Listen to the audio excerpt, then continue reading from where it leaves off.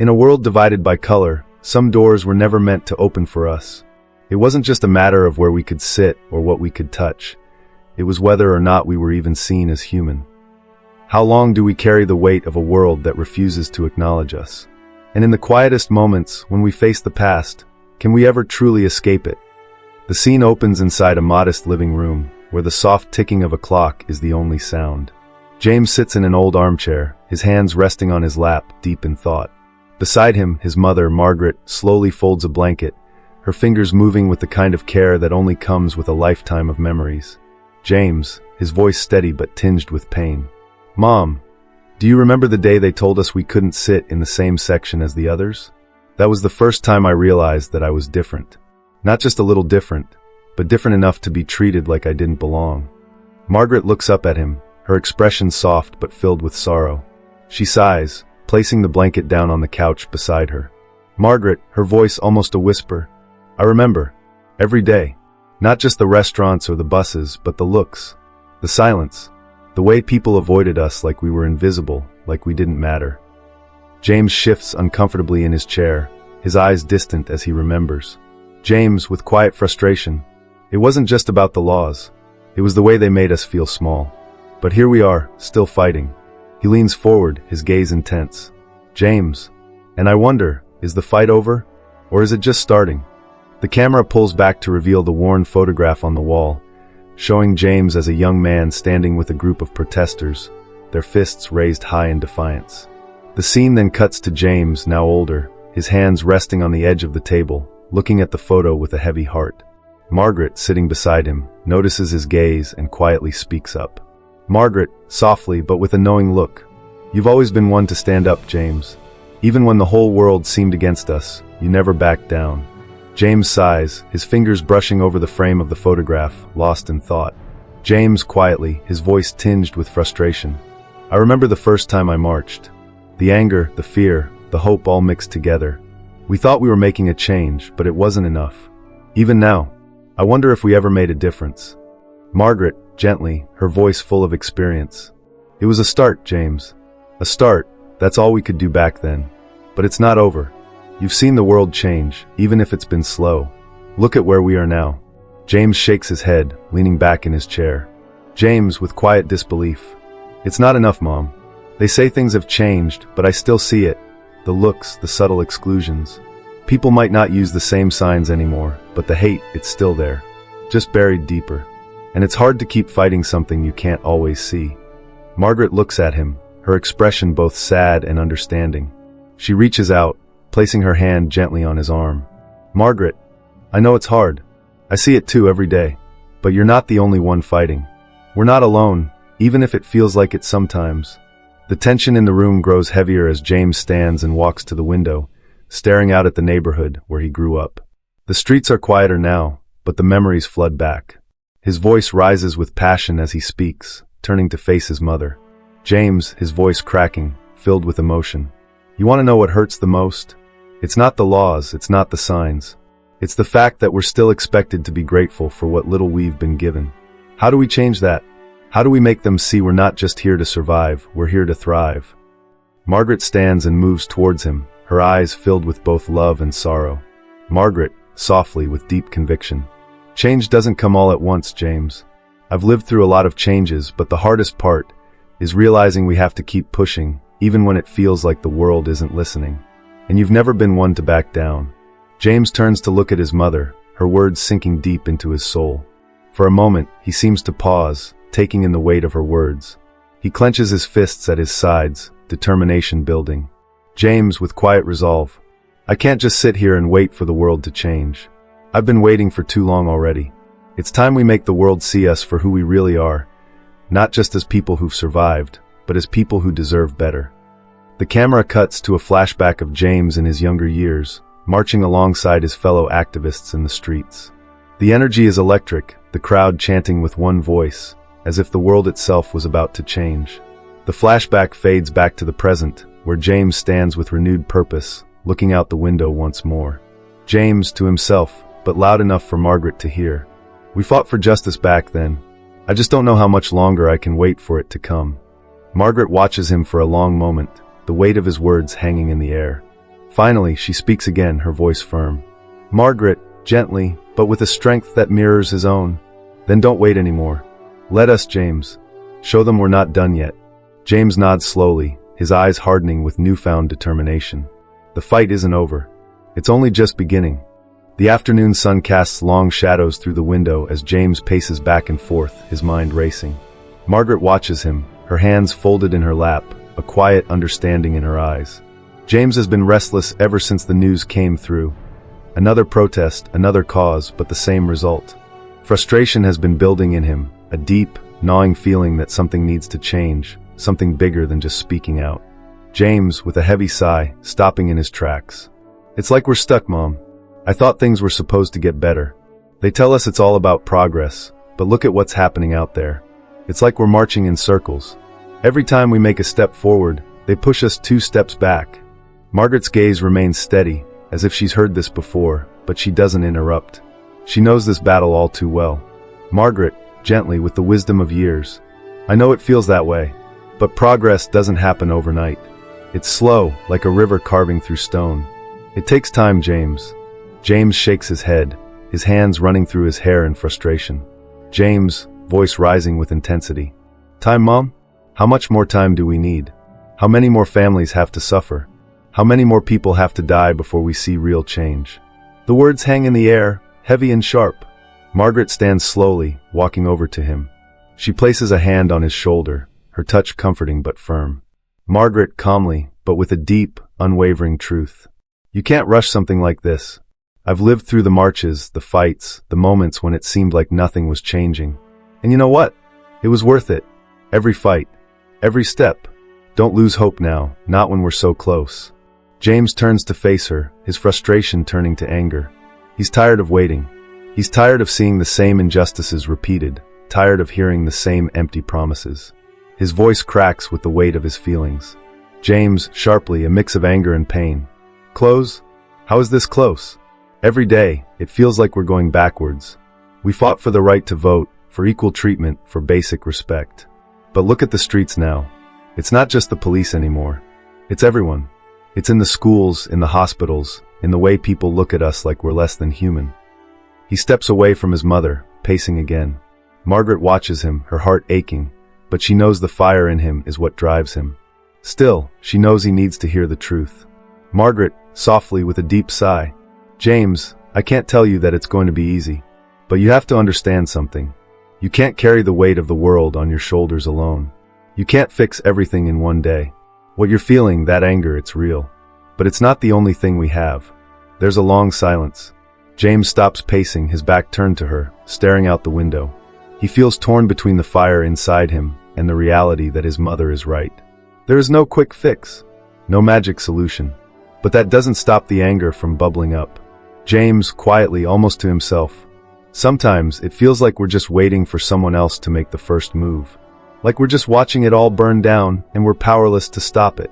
Margaret walks to him, her steps slow but purposeful.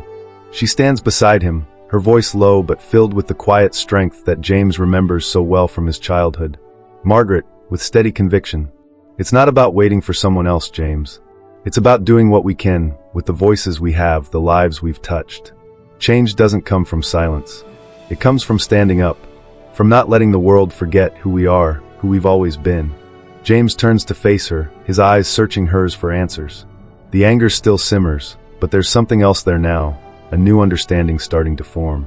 James, quietly determined. "You're right, but I'm done waiting. I'm not just going to stand by anymore. If this world won't change, we'll make it change." Margaret nods, her eyes glistening with unshed tears of pride and worry. She knows this fight is far from over, but for the first time, she sees the spark in James that had been missing for so long. Margaret, softly but with pride. "Then go, James. Make it happen." The tension in the room is thick as James stands by the window, staring out at the streets below. The news report earlier that day had shaken him to his core. Another unarmed black man had been shot by the police. Another headline, another protest planned.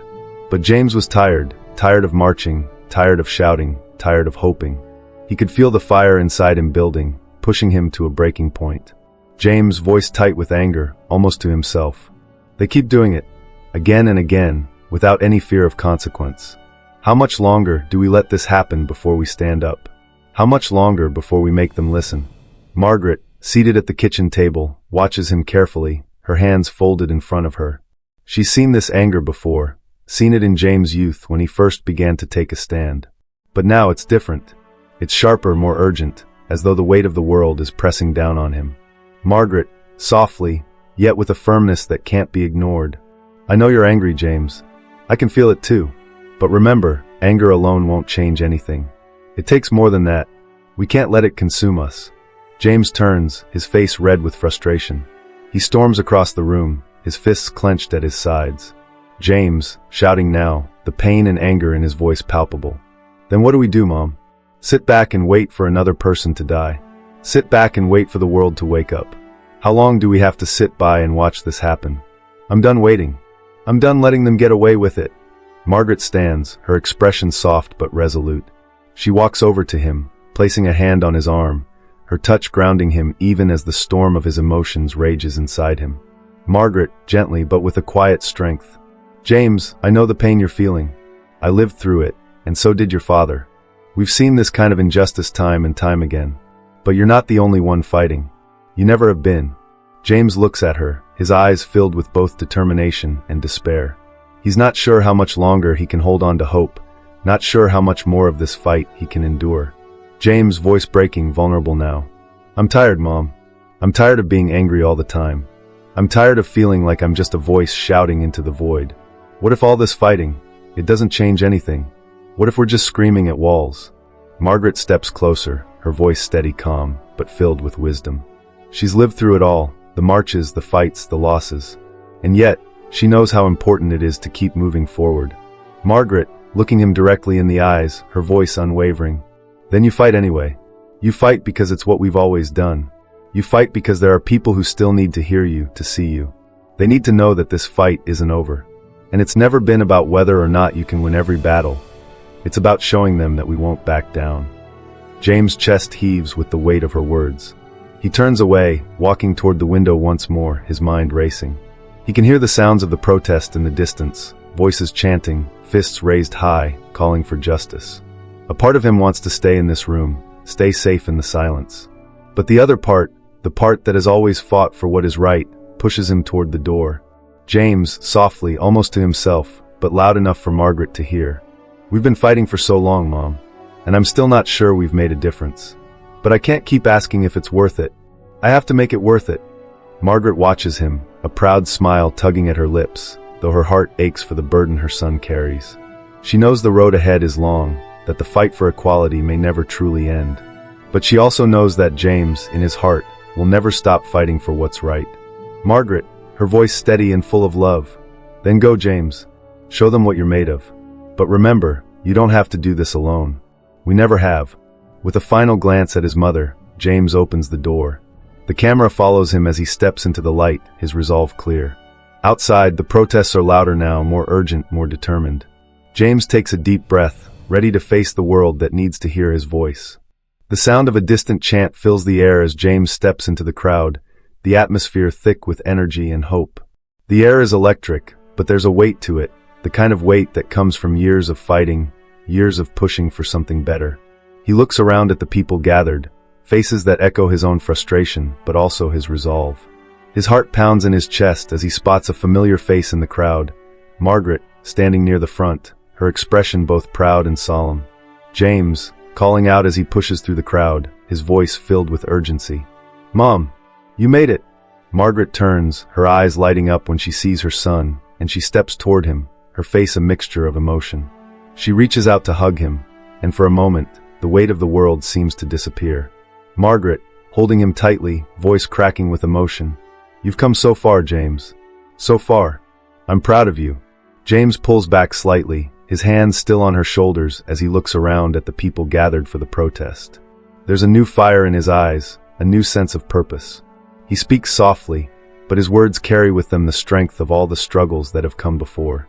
James, quietly, almost to himself. It's not enough, Mom. It'll never be enough. But we have to keep going. We can't stop now. Margaret nods, her gaze following his as she watches the crowd come together in unity. The chants grow louder, more powerful, filling the air with determination. In that moment, James feels it, the power of a collective will, the force of people standing together in defiance, in solidarity. Margaret, with a soft smile, her voice full of strength. "We won't stop, James. Not until we see real change. This is just the beginning." James stands tall, his hand resting on his mother's shoulder as they both watch the protest unfold before them. The cameras are flashing, the signs held high, the voices ringing out with a single message: equality, justice, and change. James feels a weight lift off his shoulders, knowing that, even if this moment isn't the final victory, it is a step forward, a sign that they are being heard. He looks at Margaret again, his eyes filled with gratitude and determination. James, with renewed conviction. It's a start, a real start. As the crowd cheers, James and Margaret stand together, side by side, as the first steps of change begin to take root. There's still a long road ahead, but in that moment, it feels like they've won something more than just a protest. They've won the fight for their voices to be heard. James and Margaret sit quietly on the porch as the evening sun casts long shadows over the yard. The protest is over, the crowd has dispersed, but the weight of the day lingers in the air. James leans back in his chair, his gaze fixed on the horizon, deep in thought. Margaret, beside him, is silent for a moment, watching her son as he reflects on everything they've been through. James, his voice soft, almost a whisper. "I keep thinking about how far we've come, and yet how far we still have to go. I've fought for so long, Mom. But it feels like the same fight, just in different clothes." Margaret looks at him, a knowing look in her eyes. She's seen this before, the weight of the struggle, the burden of a fight that doesn't seem to end. Margaret, gently, with a quiet strength. "It's never easy, James. We've seen change, but it's been slow, like the seasons changing. But every step counts, even when it feels like nothing has changed." James sighs, his eyes momentarily closing as he recalls the past, the marches, the protests, the faces of those who fought beside him, and the faces of those who've fallen. He looks at his mother, a mixture of gratitude and sadness in his expression. James thoughtfully. "I guess I've always wanted it to be more, to be over already. But maybe it's not about ending the fight. Maybe it's about making sure it never dies." Margaret smiles, her face full of love and understanding. Margaret, with quiet conviction. "Exactly, James. It's about carrying it forward. The fight isn't over. It never was. But the future? It's in your hands now. Keep pushing, keep speaking, keep fighting for all of us." James looks at her, a sense of peace settling in his chest. He knows the road ahead is long, but for the first time, he feels ready to walk it. The sun is setting, casting a golden glow over the porch as James and Margaret sit in silence. The protest is a memory now, a moment of collective strength, but the world outside still feels heavy. James leans back in his chair, his hands folded in his lap, his gaze distant as he reflects on everything that has led him to this point. James, his voice soft, almost a whisper. "I've always wondered if I was doing enough, if it would ever be enough. But now, I don't think it's about the end, is it? It's about the journey. The steps we take, no matter how small, make a difference." Margaret watches him, her face a mixture of pride and understanding. She has seen him struggle, seen him fight, but she knows the power of persistence, of never giving up. Margaret, with a gentle smile, her voice steady. "You've always been strong, James. I've watched you fight for what's right, even when it seemed like the world was against you. It's not about the victories we win, it's about the lives we touch along the way. You've touched so many." James looks at his mother, his eyes filled with gratitude. He sees now what she's always known, that the fight isn't just about the outcome, but about continuing to push, to stand up for what's right, even when it feels like the world is silent. James, quietly, with a sense of peace. "I'm tired, Mom, but I'm not giving up. I can't. For all the people who came before me, for all the people who will come after, I have to keep fighting." Margaret places a hand on his, her touch warm and comforting. Margaret, softly, with quiet strength. "And you will, James. You always have, and you always will, because you are part of something bigger than yourself." As the last rays of sunlight disappear below the horizon, James and Margaret sit together, the weight of the world a little lighter, knowing that the fight for justice, for equality, is not over. It's only just begun. The story of James and Margaret teaches us that the fight for justice is not about quick victories or reaching an immediate end, but about perseverance and the small, everyday actions that add up over time.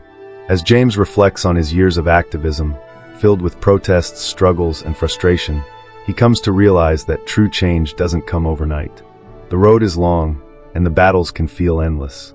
But the journey itself, each step forward, no matter how small, is what truly matters. Margaret, with her years of experience, reminds him that their fight has always been about something bigger than themselves.